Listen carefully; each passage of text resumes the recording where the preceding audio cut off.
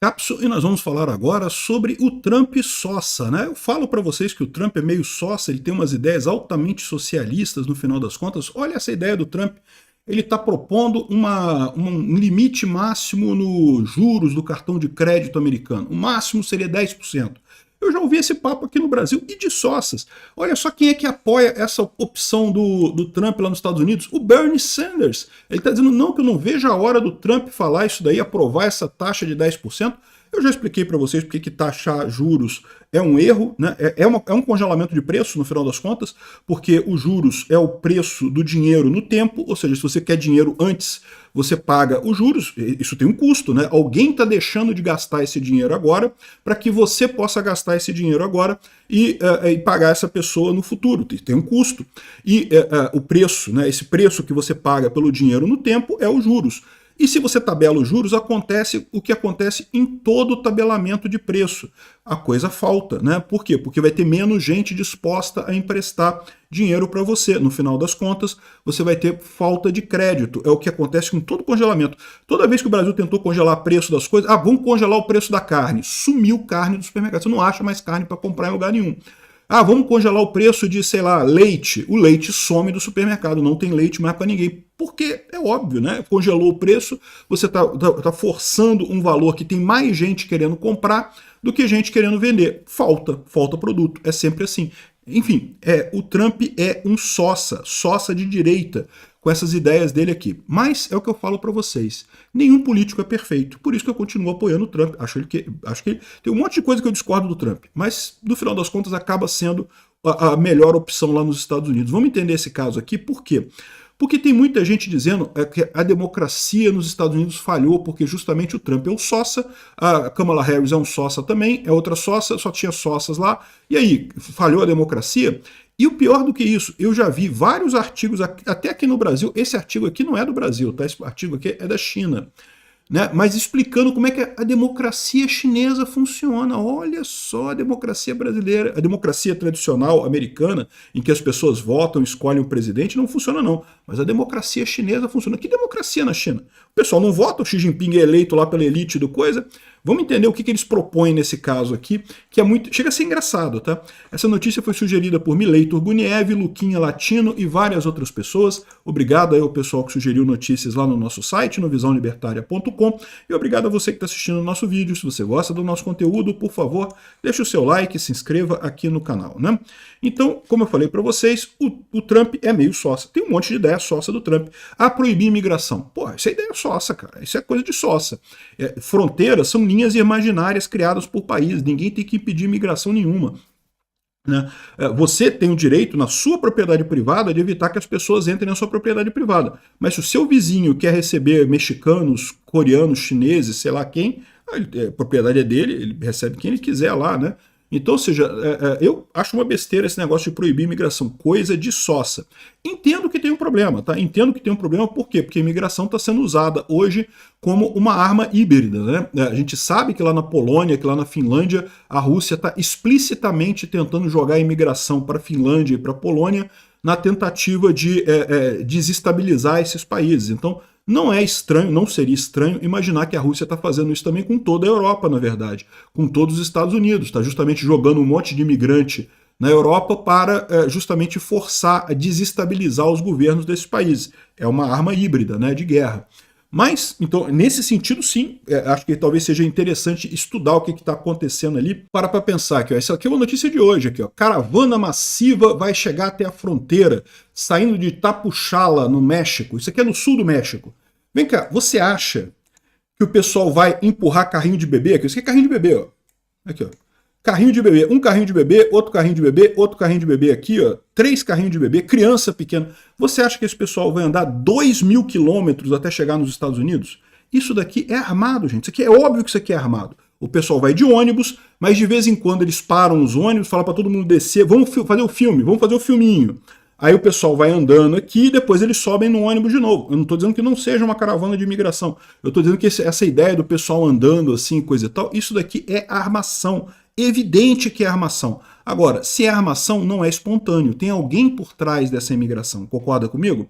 Então, quem é que está por trás dessa migração? Isso daí eu acho que vale a pena avaliar mesmo, porque existe uma chance grande de ser realmente uma guerra híbrida.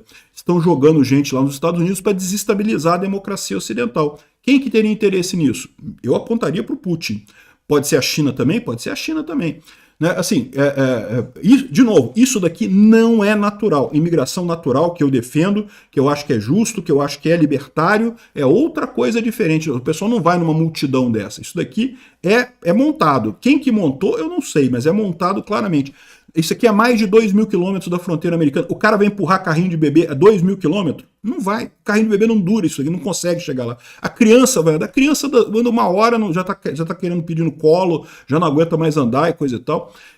Ou seja, isso daqui é claramente montado, tá? Outra socice extrema do Trump. Congelamento de cartão de crédito, proibição de taxa de cartão de crédito mais do que 10%.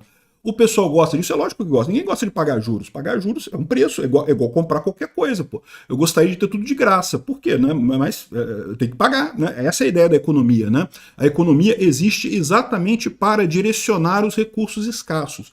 Existem menos recursos escassos do que o interesse de todas as pessoas, então é preciso que exista uma economia para direcionar quem precisa de mais, o que tem que ser mais produzido e coisa e tal. É a questão do cálculo econômico, é a questão que a gente já explicou lá no Ancapsu Classic, tem um vídeo explicando isso, né, por que o cálculo econômico é impossível no socialismo, e que diz como que o Mises, lá em 1921, previu que a União Soviética iria colapsar, e a União Soviética colapsou. Né? E aí, isso ele colapsou pelos motivos que ele apontou no paper dele. Tá? É muito interessante isso. É exatamente esse caso aqui. E o Trump, quando faz congelamento de cartão de crédito, está fazendo exatamente uma medida autoritária, socialista, completamente sócia, e que vai mais prejudicar do que ajudar o pessoal. Ah, mas é bom pagar só 10% de juros de cartão de crédito. Lógico que é bom. A questão não vai ter para todo mundo. O que vai acontecer? Vai faltar crédito. E aí é aí que vem o pior da coisa, porque vai faltar crédito não necessariamente para quem precisa menos de crédito. Porque, veja, quando o preço sobe, quem precisa menos de crédito simplesmente não vai pegar dinheiro emprestado, né? Para pensar. E caramba, queria comprar um carro novo. Mas esse juros está alto pra caramba, tá juros muito. Eu não vou comprar carro agora não, vou ficar mais um tempo com o meu carrinho velho aqui. Mais pra frente eu troco de carro. Agora alguém precisa comprar uma casa. Caramba, eu preciso de só mais $5.000 para fechar minha casa, que eu comprar minha casa.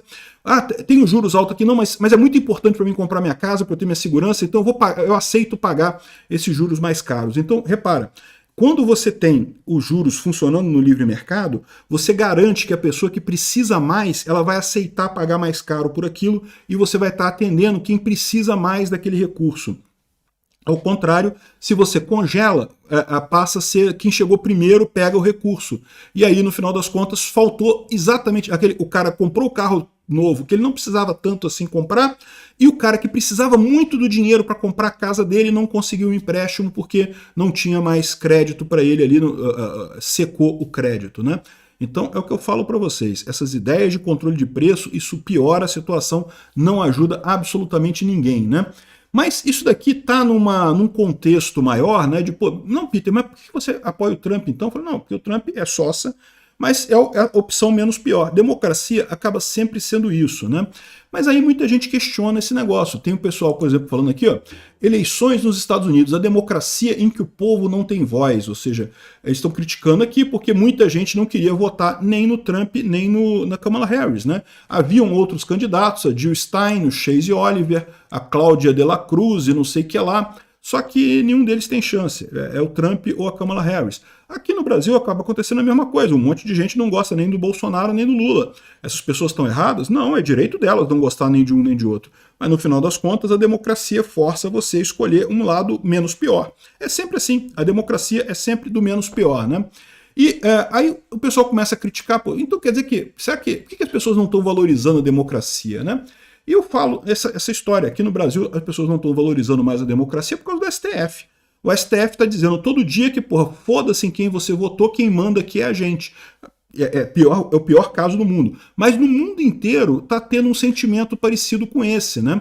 o Trump, ele ganhou a eleição lá em 2016, depois que ele cumpriu os 4 anos, teve vários burocratas do governo explicando como é que eles contiveram o Trump, como é que eles impediram o Trump de fazer as coisas que o Trump queria, e não sei o que lá. Aqui no governo Bolsonaro é a mesma coisa. Por que o pessoal está com medo da volta do Bolsonaro em 2026? Porque o Itamaraty, o pessoal falou, não porque a gente sacaneou o Bolsonaro, a gente sabotou as iniciativas do Bolsonaro. Então, peraí, que democracia é essa? Que adianta o povo votar no cara? Eu votei no Bolsonaro consciente, eu sabia que o Bolsonaro não era perfeito, mas era o melhor que tinha naquela eleição de 2018. E para que foi democracia, então, se o pessoal do Itamaraty vai seguir o que está na cachola deles, o que eles acham que está certo? Isso é uma preocupação séria, né? Ou seja, é isso que está acontecendo aqui no Brasil e está acontecendo nos Estados Unidos também, em muitos lugares. O pessoal está percebendo que o governo tem um interesse interno do governo que foda-se democracia não importa, né? E aí, curiosamente, surge o pessoal dizendo, mas e a democracia chinesa? A democracia chinesa é muito mais democrática, sabe por quê? Olha, é o que eles estão dizendo aqui, tá? Não é a minha opinião, não. É o que eles estão dizendo aqui. A democracia chinesa, ela para com essas briguinhas de quem está no topo. Ali não interessa quem está no topo. O importante é o governo ouvir o povo. Então lá na China não tem troca de presidente, não, é sempre o mesmo partido, é sempre a mesma pessoa, mas as pessoas estão o tempo todo ouvindo o que o povo tem interesse e seguindo no caminho que é melhor para o povo. Não é? Não parece muito mais bacana? É o que eles estão dizendo aqui. É isso que acontece? É lógico que não, porra. Lá é o contrário. Se aqui no Brasil a gente está reclamando que troca o presidente e muda pouca coisa, porque tem uma máquina burocrática e acaba ficando no mesmo lugar, acaba seguindo os interesses dela própria, é lógico que é isso que acontece lá na China. Lá na China nem a troca do presidente acontece. É só a máquina burocrática fazendo o quê? O que o povo quer? Não, porra. Foda-se o povo. Fazendo o que é interessante para a máquina burocrática estatal. É evidente que é isso, né?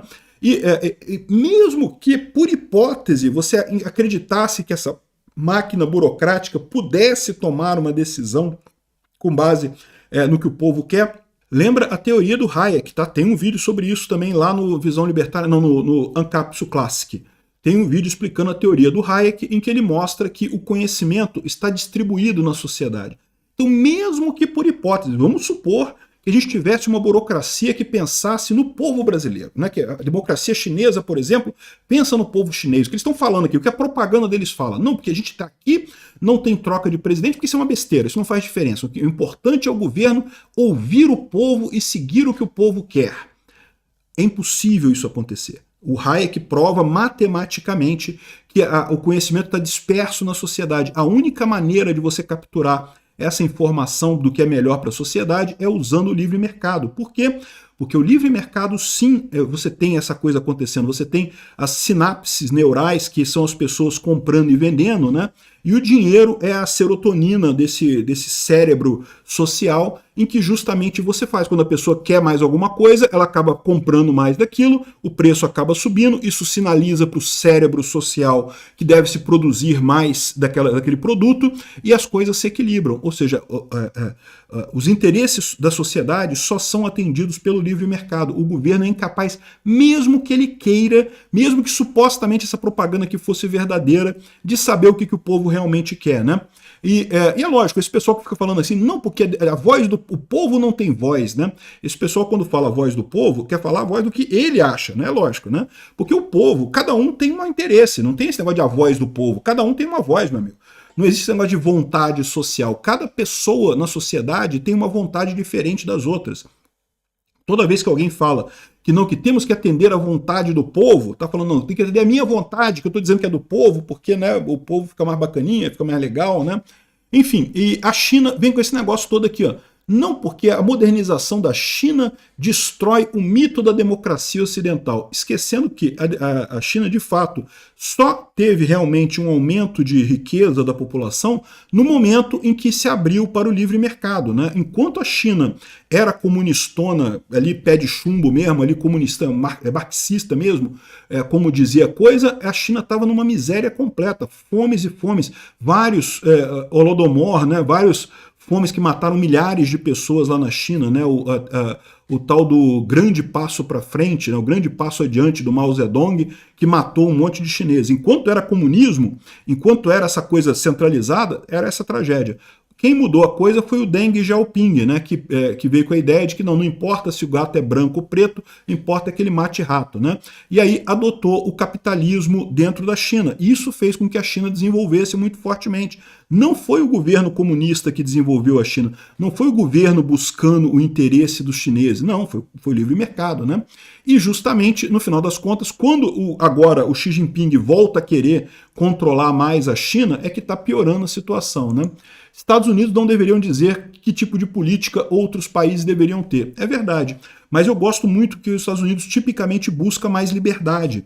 E isso é o ponto central. A população quer liberdade.